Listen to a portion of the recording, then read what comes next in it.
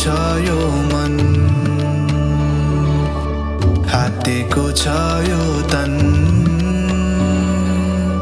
कसले आएर फकाउँछ र हाल खबर कसले सोध्ने हो